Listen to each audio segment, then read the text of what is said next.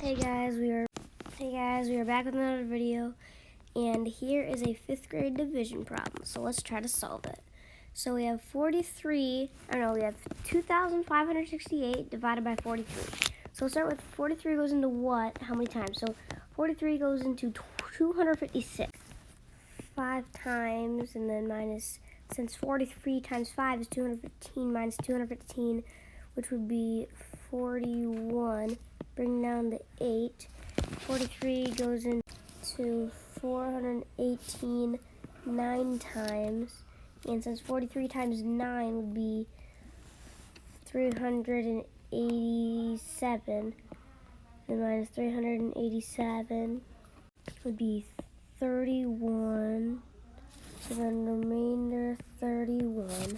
We come to a total of 59, remainder 31. That's it for today, guys. Hope you enjoyed. Bye!